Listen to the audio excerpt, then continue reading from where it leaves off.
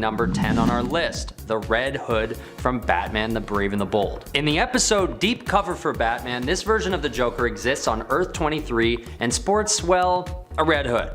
Although his face is mostly obscured, we do catch a glimpse of a few features that can basically confirm that the Joker is under the hood. His trademark grin, pale skin, and a bit of green hair show that this Joker is actually supporting Batman in the fight against evil. After fighting off some bad guys, Red Hood Joker actually thanks Batman and hopes he can return the favor. Sure enough, in the very next episode, Game Over for Owlman, they team up and defeat Owlman, who had previously impersonated Batman and ruined his reputation.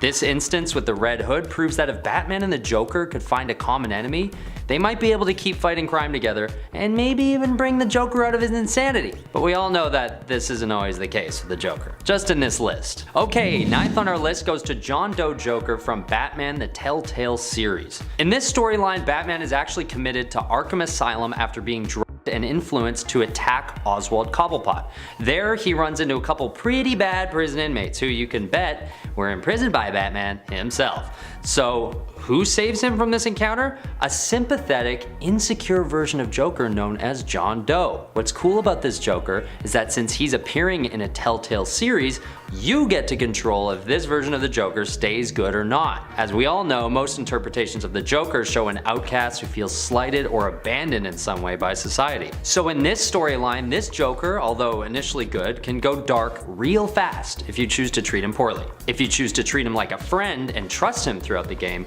he'll eventually help to take down the agency, putting his life on the line in the process. But if you choose to treat him like a tool to get what you need, he will pick up on it and start to adopt homicidal tendencies. Man, this dude is sensitive. 8th on our list is from a Batman Captain America crossover, where this version of the Joker teams up with Red Skull. I know, not very heroic yet, but just wait. In a page that has become something of a meme in comic book culture, the Joker is shown learning that Red Skull is actually, in fact, a Nazi. And when Red Skull tries to equate Nazism to Joker's own evil ways, the Joker actually says, "I may be a criminal lunatic, but I'm an American criminal lunatic." He then sprays Red Skull with some kind of green poof in an attempt to kill him.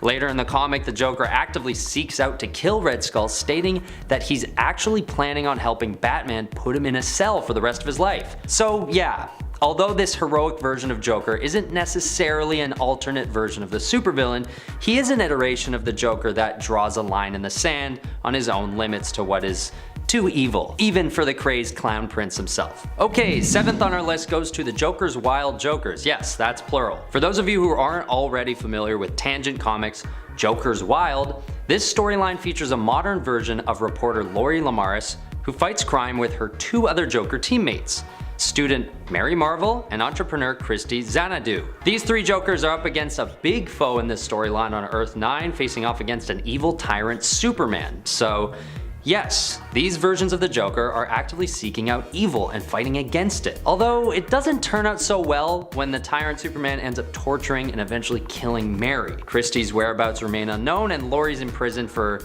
10 years. When she gets out, she decides not to take up the Joker costume again and instead continues under the identity of Manhunter. But for that brief period, the world was introduced to one of the most unique, heroic alternate versions of Joker on our list, and we're better off for it. At number 6, we go to Earth 3.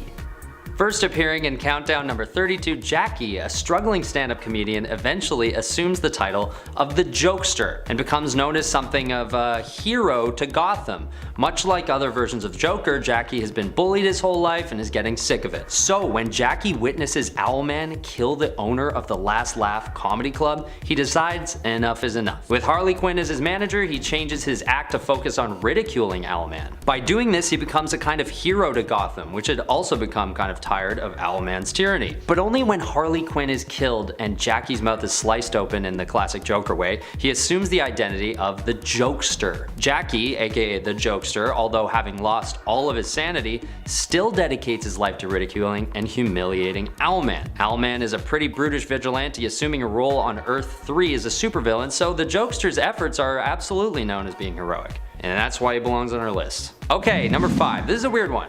In this storyline, a version of Joker is set out to kill an evil version of Batman, who was created by an evil Joker in a big battle, but that's not the Joker we're talking about. In this unorthodox story of good versus evil, this evil Batman, known as the Bruce, basically has this religious event called the Night of Blood, where he challenges anyone to try and kill him to take on the new role of Batman. And a guy named Joe Collins, who's the leader of a resistance against the Bruce, is brainwashed and becomes the new Joker. Stay with me. So this version of the Joker is heroic because he wants to take down the evil Batman. But what really brings home the heroic aspect to this version of Joker is when he finds Bruce Wayne's Batman costume and sets out, dressed as Batman, to defeat evil Batman. So it becomes Batman under the influence of an evil Joker facing off against a good Joker posing as Batman. I told you it was strange. Number 4, we've got the Joker from Superman: Distant Fires. In this universe, a nuclear holocaust has killed off most of the population of Earth, killing many superheroes and supervillains, leaving any survivors without superpowers. One of the sole survivors is Clark Kent, who eventually finds a jungle refuge where a few others have survived, including Wonder Woman, a one-legged Flash, and Joker. What's interesting about this version of the Joker is that the nuclear holocaust was so devastating that it rendered him sane. That and the fact that he'd gone years without Bruce Wayne as his nemesis after Bruce was killed in the nuclear event. I guess in a universe without any good, the evil finds a way to balance itself out. Either way, I think this storyline gets the point across. A nuclear holocaust would be so bad that it would turn Joker good. So let's avoid that. At number 3, we have the Joker from Batman R.I.P. This Joker is not quite as cut and dry heroic as the others so far on this list, but he definitely deserves a spot on the list nonetheless.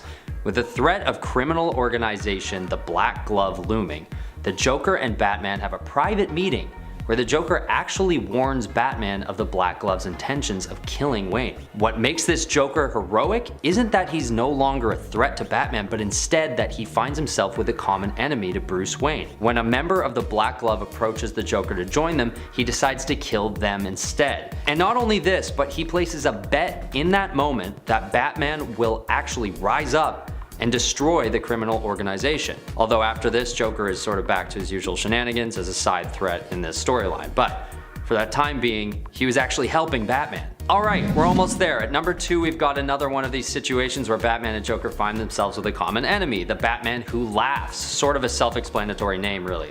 This evil version of Batman, sort of a Batman-Joker hybrid, comes from the dark multiverse and appears in Dark Knight's Metal. When this evil Batman comes from another dimension, he brings with him the philosophy that Batman's approach is too soft and won't be enough to stop crime altogether. So what does he do? Yep, he gets carried away and kills people, which is something Batman can't stand for, of course. But with this Batman Who Laughs being so unpredictable and volatile, he's proving to be a worthy foe to Batman, who has to approach the Joker for help in taking him down. The Joker's help proves to be worthwhile because since his own actions are equally unpredictable and volatile, he's also able to successfully take down the Batman Who Laughs, solidifying heroic status, at least for that moment in time. Once again, I'm pretty sure the next day he woke up and chose violence against Gotham again, but that's just him, right?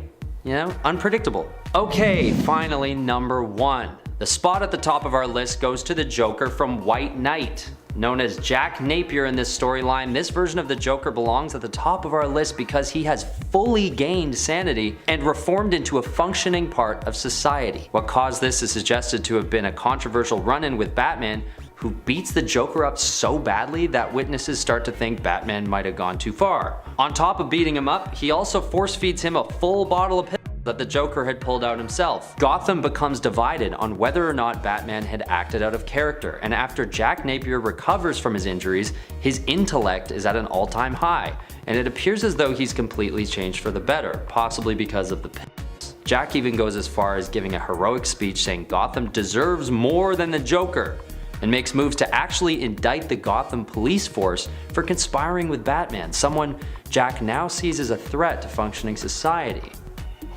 Whether you think the Joker deserves redemption or not, this interpretation of the Joker is the biggest departure from the original villainous Joker that we normally see. His clean look, his reputable character, takes the character and ultimately does a great job of making us stop and think what it is that makes the original Joker what he is. Number 10. Batman and Harley Quinn. While technically the version of Harley Quinn from the animated universe could be considered her original and therefore her main version, this depiction of her at least hails from a DCEU film instead of where she originally appeared, in the Batman animated series. In the animated film Batman and Harley Quinn teams up with Batman and Nightwing, who are hesitant to turn to her for assistance, but really have no other choice when it comes to finding out where Poison Ivy is, as she and the Floronic Man threaten all of humanity. Their evil plot involves turning people into plants. Talk about creating a greener Earth. Harley agrees to join up with the heroes in exchange for Batman's help in getting her reinstated and rehired as a psychologist.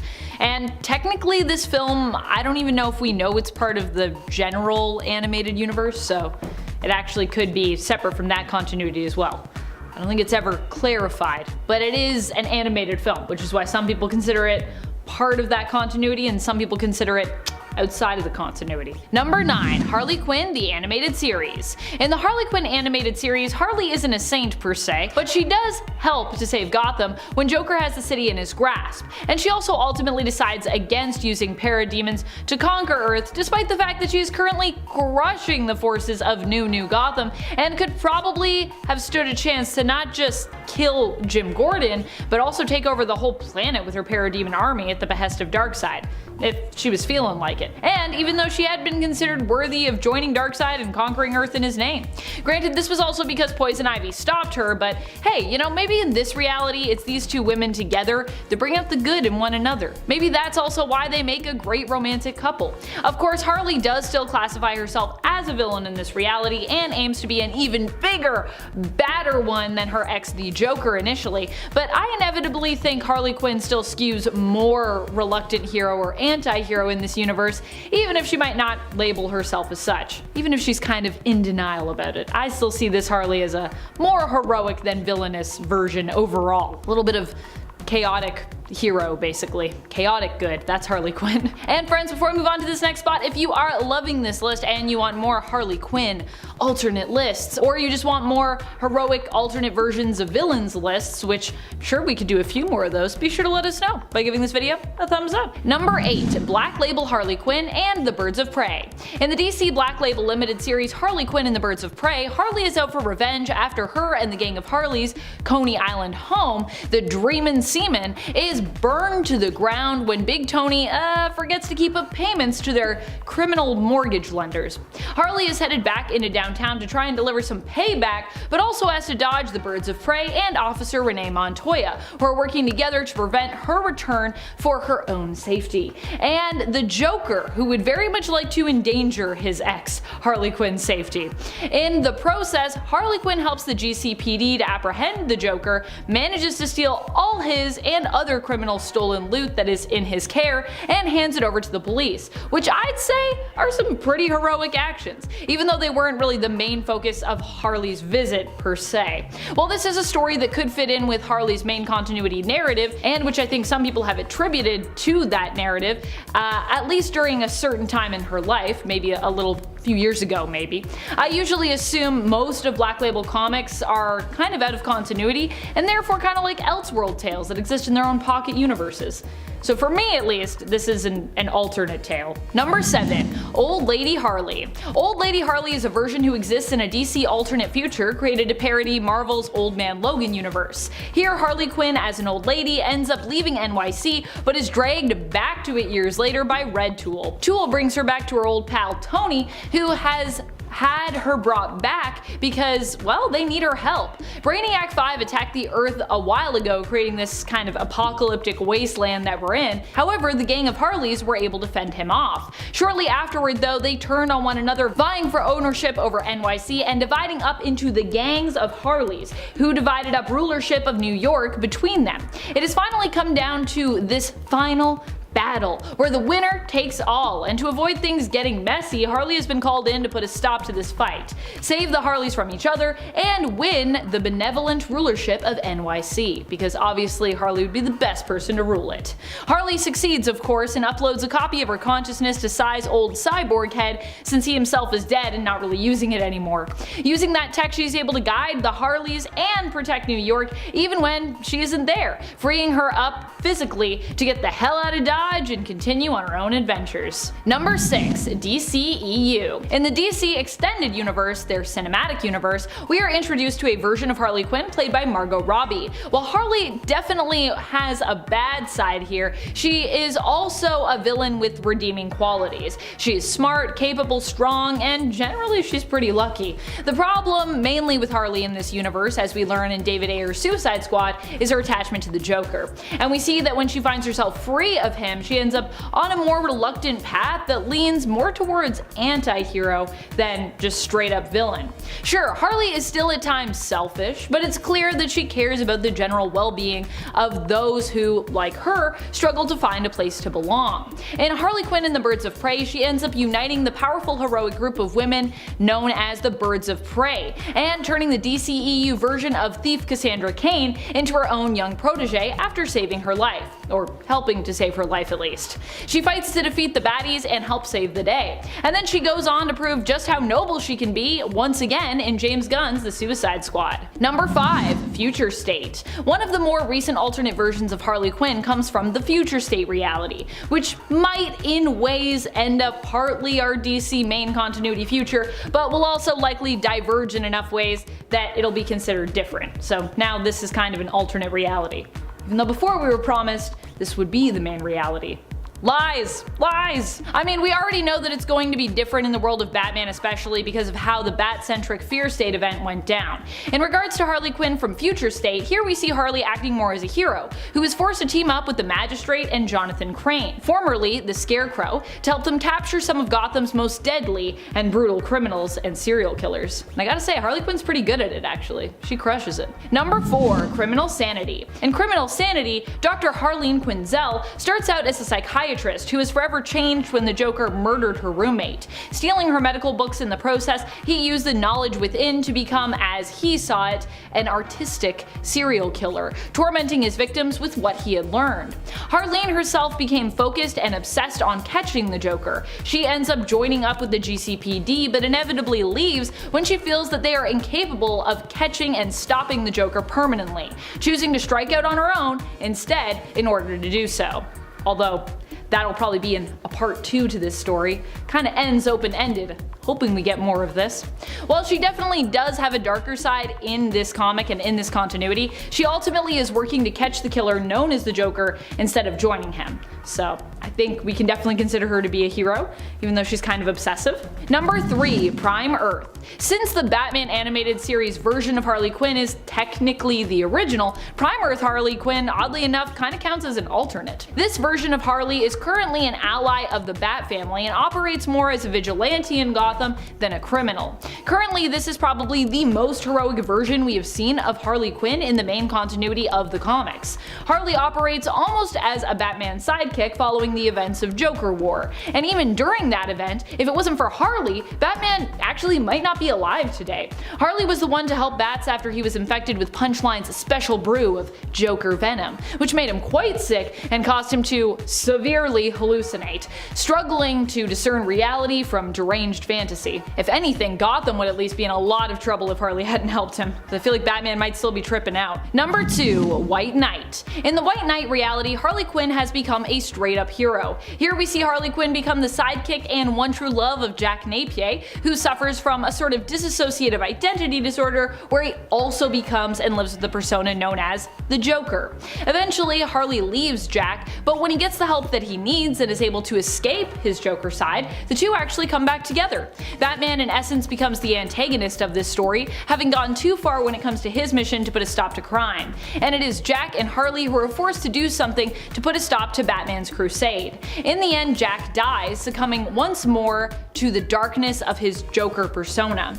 Batman ends up in prison, and in White Knight Presents Harley Quinn, we follow Harley, who ends up teaming up with the GCPD to catch a criminal, becoming part consulting psychological criminal profiler and part straight up vigilante, doing it all while also working to protect her 2 babies, her pet hyenas that is, and her 2 twin human babies, her children with Jack, conceived before his demise. Number 1. Injustice. While initially Harley started out as kinda one of the baddest of bads in this universe, she does inevitably end up becoming one of the best when it comes to heroes. So good in fact she even ends up joining up with the Justice League. Harley Quinn in Injustice by the end is 100% a hero and ends up allied with Batman when it comes to the split between Bruce and Clark Kent, aka Superman. Superman of course goes on to become a fascist tyrant and pretty much the villain of this narrative, who rules with an iron fist, where Batman fights for the freedom of heroes and for the freedom of the world, believing that even if people choose to be criminals, they should ultimately get to make that choice themselves.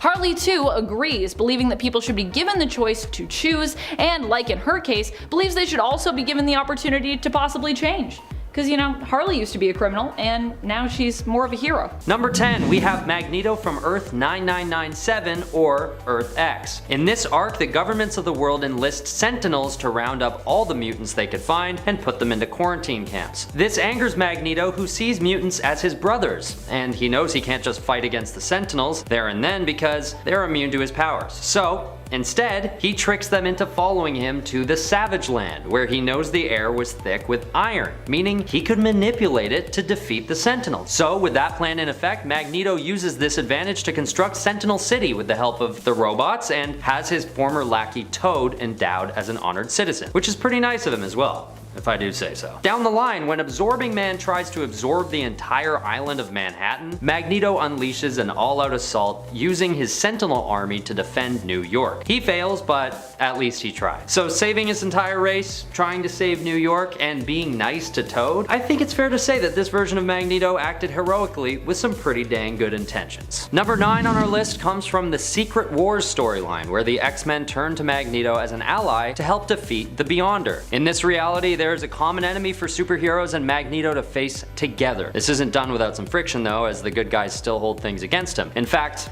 when they first considered joining up against the Beyonder in issue 1, everyone argues with Magneto, who won't stop pushing his problematic philosophies, but Professor X vouches for him, and in a later issue, after some more infighting, Magneto finally comes around. The tough part of this storyline is that Magneto really is a huge asset to the team in their efforts against the Beyonder, but his arrogance and insecurities just make it so hard to work with him. So yes, Magneto is a hero in this storyline, but he doesn't really have that wholesome energy that most superheroes flaunt with ease. At least he stands by what he believes. I'll give him that much. Alright, at number 8 we have the Magneto from Captain America 5. In this storyline, Magneto is once again finding his way into Captain America's business, but not to team up with the hero. Well, in a way I guess he sort of is. This version of Magneto isn't much different from the rest. He's still got the backstory of the Holocaust, and with that comes a lot of totally justifiable and understandable resentment, especially when it comes to facing off against Red Skull, a known Nazi character. In Captain America issue number 367, Magneto spends the whole time chasing down Red Skull, at one point facing off against at least 9 Red Skull decoys. It goes without saying that the reader is meant to be rooting for Magneto in this part of the story as he seeks out his just revenge against Red Skull. I mean, Red Skull even does a salute and everything. It's an old comic. Can we even show that? But what makes this version of Magneto really deserve a spot in this list is how he handles Red Skull once he gets the best of him. Instead of acting like a villain and doing what Red Skull would have done, killing him, Magneto just leaves him in a cold, dark cell. He rises above the evil deeds of Red Skull and leaves him to think about the horrors that he'd perpetrated. Bam! Take that, Red Skull. That was a satisfying and definitely heroic moment for Magneto. Alright, let's move on to number 7 with a newer X-Men storyline, Dawn of X. In this storyline, which only came out in February 2020, Magneto is once again coming to the aid of the mutants at Professor Xavier's school. This comic series tells the story of Professor X trying to build the first mutant civilization on an island called Krakoa, which is actually an effort that Magneto could get on board with, considering his strong convictions for equal rights for all mutants. Right off the bat in the first issue, we have photograph Magneto showing tenderness towards Cyclops, a typical enemy of his, as they face off against apes with PhDs. Tragically, spoiler alert, Professor X is assassinated and Magneto is in a state of deep mourning for his old friend. And later we see Jean Grey trying to appeal to a depressed Magneto who seems to have forgotten his old grudges against the X-Men. They work together to try and resurrect Professor X, and I'm not going to tell you what happens because this is a new issue and you should read it. But once again, Magneto has found a common thread with the other mutants in this storyline, ending up fighting alongside them rather than against them. Alright, at number 6, it's the Magneto in original Uncanny X-Men, where the supervillain actually comes through a number of times. Firstly, in issue 150, we see him defusing a very serious situation where Russian nukes are headed towards him and others. Although this actually was an attack to prevent Magneto from doing his own evil deeds, he stops a nuclear attack nonetheless, which could arguably have been more detrimental than what he'd have planned. Further down the line in issue 200, there's a trial taking place where Magneto is facing charges against him, but he redeems himself when he saves the courtroom and eventually Professor X again from attacks from the Von Strucker twins, Andrea and Andreas. He ends up protecting Professor X at first from certain death, but loses him at the end of the day, and Professor X's dying wish is for Magneto to take over his school and to guide the new mutants towards greatness, which Magneto agrees to do. We even see Magneto shed a tear when Jean Grey realizes that Professor X's energy is no longer detectable. And as the series goes on, Magneto does take over the school and acts in Professor X's place. I think there's a theme here. Magneto's good side only seems to come out when he's trying to protect or avenge his old friend Charles Xavier, and when he's fighting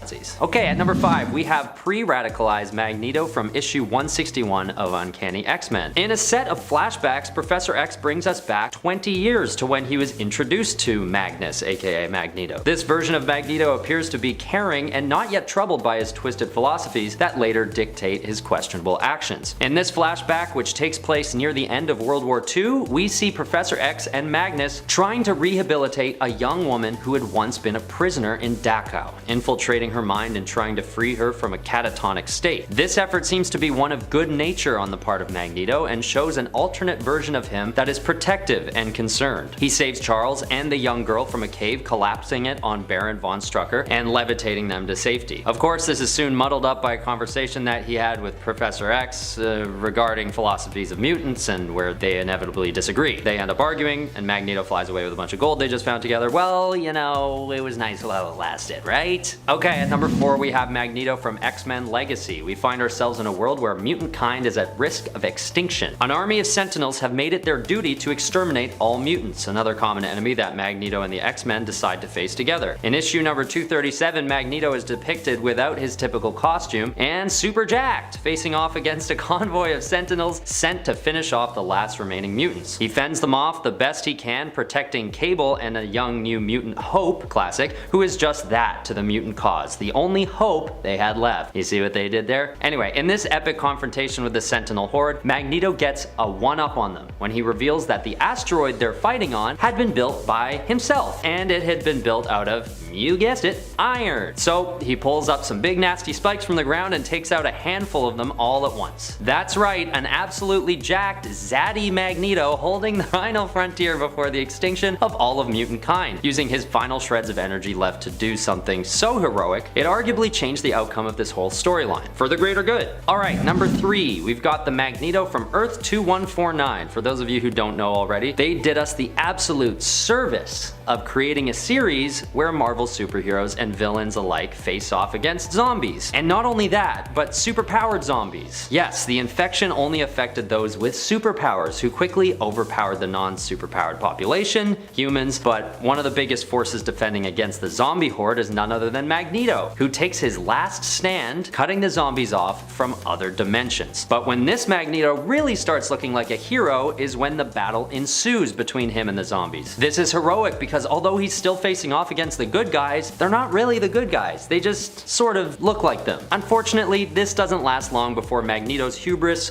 once again gets the best of him, and while he's bragging, he gets snuck up on and torn to pieces by Zombie Hulk and Zombie Thor. But once again, it was good while it lasted. Number 2 goes to Magneto from the Age of Apocalypse universe, where he dedicates his efforts to going back in time and preventing his friend Charles Xavier's death. In a world where the extremely powerful supervillain Apocalypse reigns over America, Magneto sends Nightcrawler, Colossus, Kitty Pryde, and Gambit to find ways to protect humans from a genetic war that he knew was looming. That's right, he was protecting humans in this reality, seemingly going against his usual resentful philosophies that couldn't allow for coexistence. Once his mission succeeds and the original Marvel universe is restored, Magneto turns to Apocalypse and tears him apart. This arc ends with Magneto reunited with his wife and son, standing along a Charles Xavier who is once again alive and well. And with Apocalypse gone for good, all was right in the world, at least for that time. And it was all thanks to the leadership and heroic actions of this alternate version of Magneto. At number 1, we have Magneto from Magneto Testament. This is not a light read.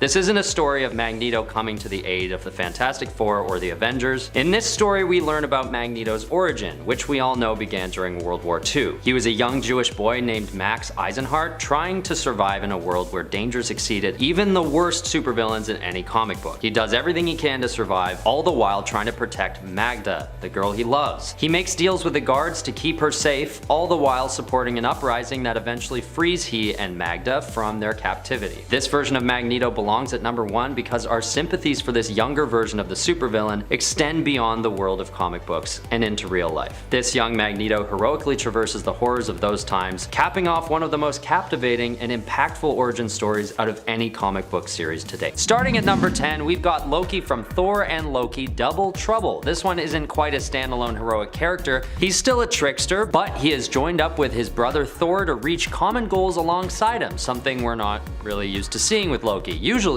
we see him vying for positions of power, usually at the expense of his heroic brother Thor. But no, in this storyline, we see the two brothers facing the same challenges and having each other's backs along the way. They even run into their female counterparts from another reality, and Loki, for the most part, behaves and actually contributes to their efforts. And at the end of issue 4, we actually see Loki apologize for his behavior, stating how annoying it would be if he were annoying. Wouldn't that be annoying?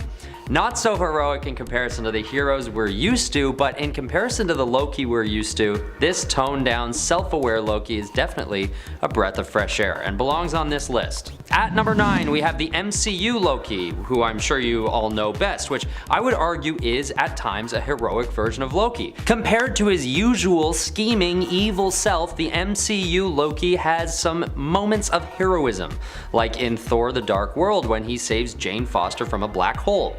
Or when he helps defeat the Frost Giants with his brother Thor. Even though, yeah, he did show the giants into Asgard, but he still stuck around to defeat them. Okay, how about when he tries to kill Thanos, huh? He was the biggest threat to all the heroes in that storyline at the time. Seriously though, Loki does come through again when he and Thor have to fight their sister Hela at the end of Thor Ragnarok. He then helps lead the people of Asgard to safety when Surtur is released. Remember, normally this dude is really bad, so seeing even glimmers of heroism out of Loki is enough to put it on the list, I'd say. Okay, at number 8, we've got Classic Loki, a depiction of Loki at an older age from the Disney Plus series Loki. In this storyline, Classic Loki teams up with Kid Loki, and my favorite, Alligator Loki, in a little humble alliance while Alioth continues to pose a threat to Loki, 1/130 and Sylvie. But during a final confrontation with Alioth while the rest of the team evacuated to leave Loki and Sylvie to face him alone, Classic Loki decides to sacrifice himself. In a moment of redemption,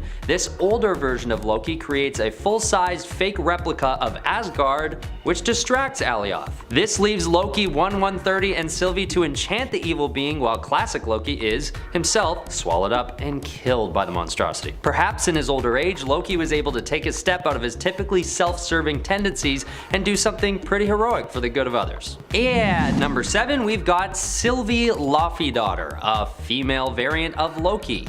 Now, Sylvie is still by all means a Loki, so she still has self-serving tendencies and maybe some narcissism, but she by no means wants to be in control or rule over anything. She even rejects the purpose of the Loki we know, rejecting his offers for them to work together.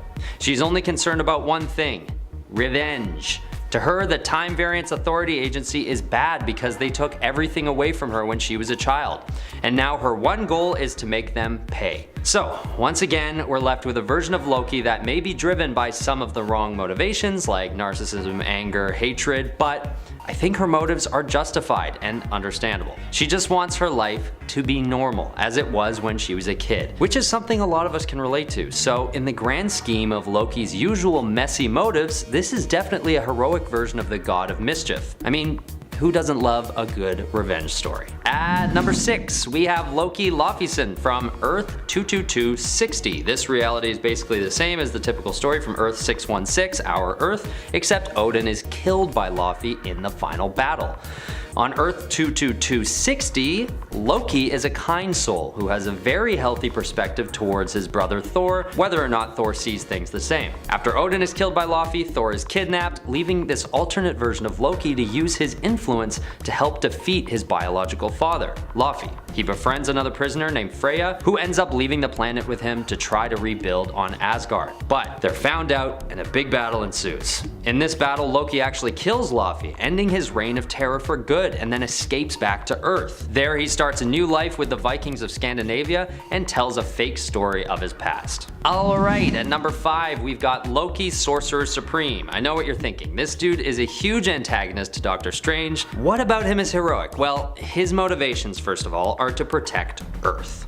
He just decides that Strange doesn't have what it takes to wield that title and get the job done. This version of Loki does knock Doctor Strange out cold and cause some other problems, but he ends up teaming up alongside Doctor Strange against the Void. They end up locking him in the Sanctorum and they finish up the job, and after this, Loki reveals his deceptions to Doctor Strange and even hands over the title of Sorcerer Supreme, finally humbling himself. A little bit. And he apologizes for Bat's death before leaving Strange to his business. Some heroic deeds were done in this team battle with Doctor Strange in classic Loki fashion. Okay, at number 4 we have Kid Loki. This time, Loki has taken the form of a young trickster named Serur, living in Paris, in Thor number 617. Thor comes to find him, a mission that Thor deems essential to the future of Asgard, and when he meets up with Serur, the kid tries to evade him, but eventually gives in.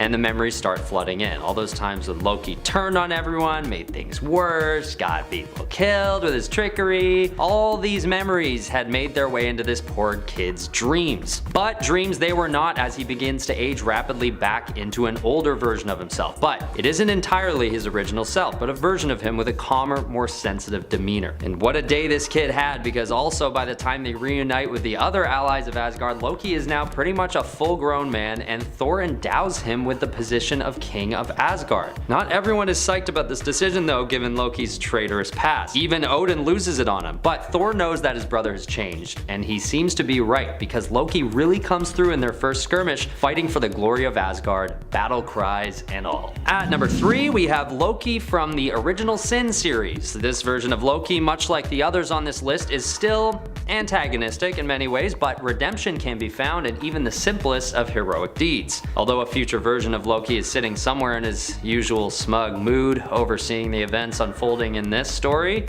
the Loki I'm talking about is Loki in female form, who comes through as a sort of Deus Ex Machina in a giant battle to save Asgard. When Thor is in battle against the 10th Realm's fleet, Loki returns right in time and destroys the whole fleet herself, saving her brother. And not only that, but she retrieves Odin, the Allfather, who has been missing up until that point. This version of Loki comes through for the family on this one, choosing her kin over Loki's usual obsession of status. She's still kind of snarky, but hey, heroism isn't about how you carry yourself, it's about what you do, right? Maybe. At number 2, we've got Time Traveler Loki from the Disney Plus series. This version of Loki is considered heroic because when he's confronted with the knowledge of the concept of variance by the Time Variance Authority, he actually decides that he can choose to be good over evil. This is partly due to Mobius showing him that his past actions were what actually led to his own mother's death. He cries tears of joy when he sees visions of himself from alternate realities where he's made amends with his father Odin and brother Thor. I mean, we all know that's what he's always ever wanted, but it's nice to see him finally realize it. Through this series, he actually learns that despite his naturally antagonistic ways, he doesn't like to cause people harm, and that he doesn't need to be the best Loki ever, or the most adequate in the room. He even admits to Sylvie that she is better than him, in a shocking moment of humility. I know, not super heroic compared to other heroes, but once again, we're talking about Loki here. The bar isn't set too high. Okay, at number 1, we have Loki from the X-Men and Avengers Axis storyline. In this arc, all of the heroes are hit with an inversion spell that renders them all into opposite versions of themselves. This of course means that Loki becomes kind, trustworthy, and well, good. But what it also means is that his brother Thor becomes the opposite of everything he usually is. But here's the catch, Thor can't lift his hammer anymore. So as he's tracking down Loki and being super mean at the same time, like just borderline owes him an apology, Loki surprises everyone, even himself, as he lifts Thor's hammer. He then swings it while saying something super epic and takes out his brother. It's an awesome, heroic moment for Loki, who's always otherwise in his brother's spotlight. I mean, it's still sort of sad that he had to be totally inverted by a spell to reach that potential, but nonetheless, this is an undoubtedly epic turning point for a version of Loki that is, in his essence, a hero. Just until that spell wears off.